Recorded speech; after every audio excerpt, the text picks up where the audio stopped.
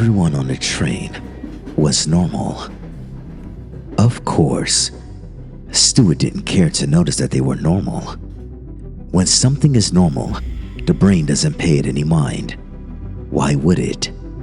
It's a waste of energy to notice the mundane. If it's normal, it's not a threat. It doesn't need to be taken care of, doesn't need to be noticed, thought about, or given an ounce of consideration. When something is not normal, however, that is when the human mind begins to take notice of the details. Stuart wished so desperately that he had noticed the abnormality of the town when he first got off the train. If he had just paid attention right then and there, maybe he wouldn't be so frantic right about now. But no, it wasn't until the meeting that he noticed something was off. He had seen it on a taxi cab driver, yes, but it was easily chalked up to nothing in his mind. After all, lots of people are missing fingers. Why should one loathsome cab driver without an index finger alarm him? But then, at the meeting, he swallowed as he sat in that dull hotel bedroom, reimagining it over and over again. He walked into the office building, nothing. He ascended the elevator, nothing. He went down the hall to room 313 and was greeted by Mr. Higgins, who extended his hand to greet Stuart to their little conference room. Mr. Ollivand, Higgins said, smiling and shaking Stuart's hand. Good to have you here. I trust the train ride into town went well. Initially, Stuart had simply thought it odd that Higgins too had neither of his index fingers. What a coincidence to have a taxi driver with no index fingers and then to be greeted by a branch manager with no index fingers. Wonderful to be here, Mr. Higgins. Higgins then turned to the room of employees, smiling and introducing Stuart to the lot. This is Stuart Ollivand, our new rep from corporate. He came in all the way from Philadelphia, so let's make sure he feels well and at home here. Then, the room waved. They waved at Stuart. None of their hands, none of them, had any index fingers. Stuart didn't dare ask about it, no. What was he supposed to say? Hey, all of you people I've never met before, why do you all have the same deformity? No, that would be horrible of him. Then again, it seemed horrible that none of them had their index fingers in the first place. He got out of the meeting as quickly as he could, going down to the coffee shop on the corner, hoping to order something that'll help him decompress a little. The waitress came right up to him, smiling and holding her notepad. What will it be for you today, sir? Oh, just whatever your cheapest sandwich is, please, with some lemonade. Of course, sir. She replied. She came back a minute or two later carrying his lemonade, and then he noticed it on her too. He counted over and over. 1, 2, 3, 4, 1, 2, 3, 4. Thumb, middle, ring, pinky. Thumb, middle, ring, pinky. He smiled with a twinge of angst as she delivered him the beverage, a sudden clamminess overcoming him. He paid the bill with all the haste in the world, then retreated to his hotel room, where he was now. He could only sit there, staring at the floor as his mind spun. What the heck is going on here? He muttered, swallowing again. He had been sitting there for almost an hour, only able to stare blankly at the floor as his mind drew an even larger blank when trying to find an explanation for it. Eventually, he relented, shaking his head as he tried to cast this abnormality from his mind. He turned to his laptop, wondering if perhaps doing some work in his Excel sheets would benefit his current mental state. He opened it and navigated right to his drive. He spent the while moving items around and putting in updated information into the file, all of his status updates from the branch he met with today. Stuart had finally begun to move his mind back towards business, decompressing and feeling less concerned about the fingers. He had always been deeply appreciative of his work. Last year, when his wife left him, his family at the office in Philadelphia was there for him. Bonnie, Richard, Amos, the whole lot, threw him a surprise birthday party this year even. He really did work with good people. And the people here at this branch seem to be good folks too. Just all missing their index fingers. That was all. Stewart sighed, looking at the hotel phone on his dresser. Maybe some food will help me out here, he muttered. He closed the computer and leaned over to pick up the phone. There was a brief ringing, and then the receptionist picked up. How may I help you? He asked. Hi, yes. This is Stuart Alabant, room 203. I was wondering if it was too early to order some dinner. Not at all. Are you ready to order now? Let's see. I have the menu right here. Just give me a moment, please. Of course. He stared for a moment. How about the Alfredo? He finally decided. Yes. That'll be right up for you in about 15 minutes. Excellent. Is that all for now, sir? Yes, that'll be good for now. Very good, sir. Have a nice day. You too. He hung up the phone, pausing as he placed it back on his stand. He stared at his index finger. He wetted his lips, taking note of their sudden dryness. What was all this about exactly? Had this all been the most astronomical coincidence in history, that seemingly every single person in this town had no index fingers? Was he and everyone he knew in Philadelphia the strange ones? Was he drunk and seeing things? At any rate, he was startled when the door opened and a young man pushing a cart came into the room. Mr. Alabant? He inquired. Yes, son, that is me.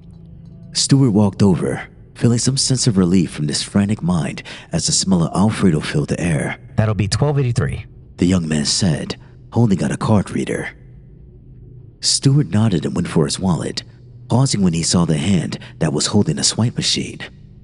His throat felt dry, and he feigned a smile as he continued moving his own hand towards his wallet. Are you all right, sir? You look like you've just seen a ghost. Stewart smiled. Oh, no, I'm fine. It's nothing. He lied. He extracted his card from his wallet, and he passed it over to the young man. The server's eyes suddenly widened when he took the card from Stewart. Stewart froze up, a sudden pit in his stomach developing as he kept that fake smile on his face. His hand was shaky, but upon seeing the young man's expression, he didn't move it. Oh, The boy groaned. you're new here. On a business trip.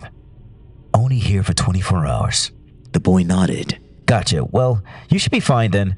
It takes them a while to track down newcomers. Stewart wasn't sure what to say at that. He just held his smile in place as the blood rushing through his head began to grow audible. What? The young man smiled, swiping Stewart's card. Oh, nothing you need to worry about. If you're only here for a day, then it really doesn't matter. What doesn't matter? The boy scoffed. Well, don't say it. He instructed matter-of-factly. He might use sense to find newcomers, but he's still got a sense of hearing, you know. Stewart's forehead was getting damper by the minute. He took his card back from the boy, putting it down on the bed next to him as he stared. What on earth is that supposed to mean? Are you people just trying to freak me out? The lad snorted. Like I told you, doesn't really apply to you since you're leaving here tomorrow. He shrugged, waiting for a moment. If you want a tip, you're gonna have to tell me. Stewart sputtered. Dude, it's just some collector. No big deal. You know, like, he just collects them. Stewart wrinkled his brow, reaching back for his wallet. Fine, here's your tip. He forked over a couple of dollars, and the server smiled. Thank you, sir. Have a good night. He backed out of the room, closing the door behind him and leaving the cart behind. Stewart just stared at the thing, adjusting his collar and pursing his lips. Suddenly this Alfredo didn't seem quite as appetizing anymore. He wasn't quite hungry. He moved back towards his laptop, throwing it open and searching for train tickets. The company had already paid for the ticket on the way back tomorrow afternoon, but he needed one right now. He bit his lip as he looked at the prices for the tickets leaving in the next hour. It wasn't going to be a small hit to his monthly budget by any means. The pit in his stomach encouraged him just to take the loss though, and he couldn't enter his credit card number quick enough. There we go. He sighed, leaning back. He reached for his cell phone, then dialed Mr. Hitchens. His heart pounded with every buzz of the ring.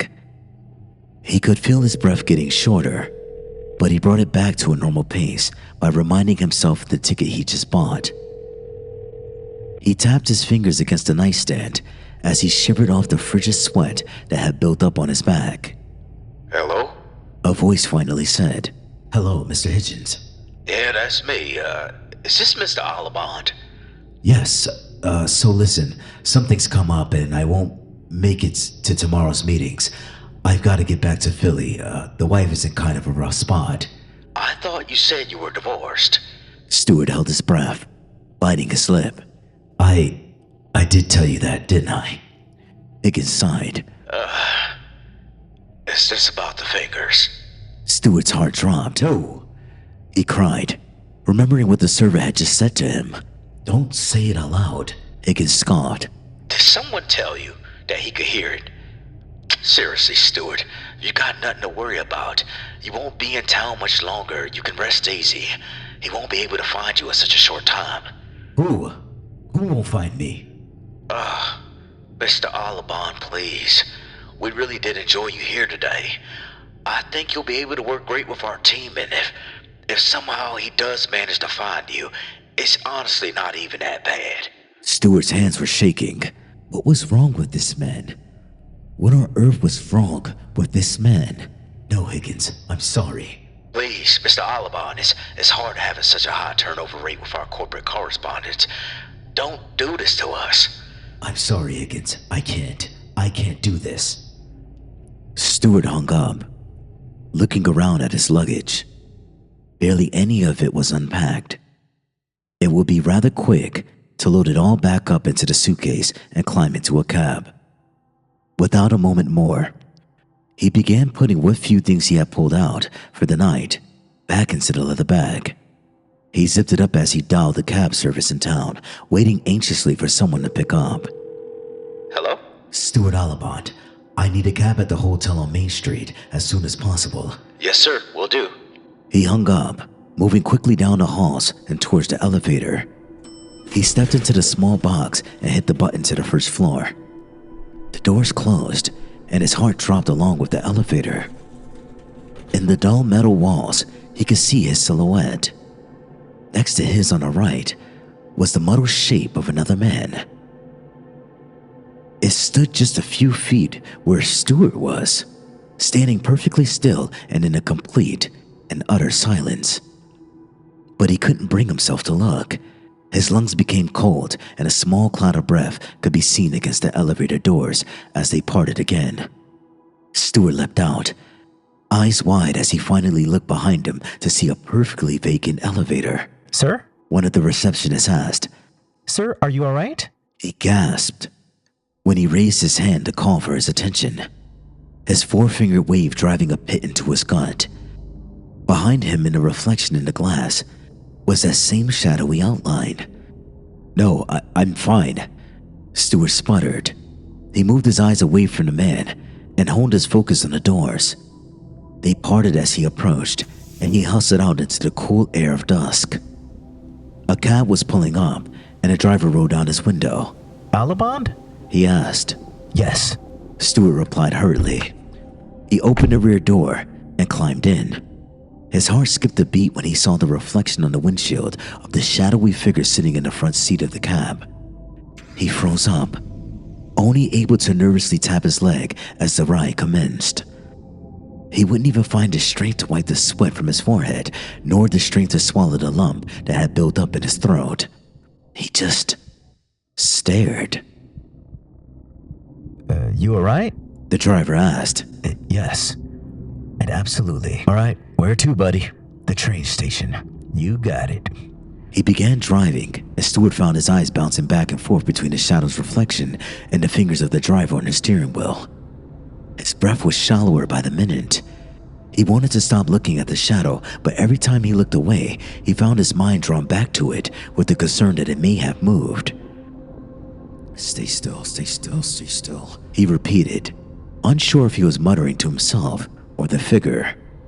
The driver pulled up to the next stoplight, looking back in the mirror. You okay, man? He asked. Yep. Don't look like it. The driver suddenly nodded, and Stewart presumed that it was because he's seen all 5 fingers on his hands. Hey, man, don't worry, man. You'll be at the train station here soon, and hey, even if he sniffs you out on the way there, it really ain't that bad. Feels kind of good, actually. Are you crazy? Stewart hissed through his gritted teeth. Nah, man. It's kind of how everyone feels around here. Seriously, I'd even encourage you stay long enough. Stewart eyed the figure's reflection again, breath feeling more sporadic. Just move quickly. All right, man. You're the boss. The light turned green, and he started on his way again, meandering through the streets to the train station. Stewart sunk down into his chair, his face getting clammier as he watched the figure in the reflection move. It got on its knees, turning around and looking over the headrest. Stewart looked to where the headrest was in reality, seeing nothing there. The cab finally came to a stop near the train station, and Stewart began fumbling for his wallet. All right, man. Have a good trip. Yes, we'll do. He extracted some cash and paid the man. He threw the cab door open and brought his suitcase out. He slammed the door, startled by the shadow's sudden appearance in the window of the back seat. The cab proceeded off as Stewart shuddered. He marched up to the doors of the station and made a beeline for the counter. He showed his receipt to the man behind the desk on his cell phone without saying a word, hardly even able to think between the anxious throbs in his chest. The man looked at him and smiled. You're good to go, sir. Stewart nodded, looking back behind him at the front doors to the station. The silhouette stood there, its hands on the glass, as if it was looking at Stewart from without longingly. He didn't allow himself to take any signs of relief, though, until he got onto the train and saw several people there with 5 fingers. He slumped back into his chair on the train, smiling. He held up his hands, oh so relieved that he still had. That he only had 4 fingers. This concludes our story. Thank you for listening. I hope you enjoyed the content. Please like, comment, and subscribe, and I'll see you in the next video. Bye.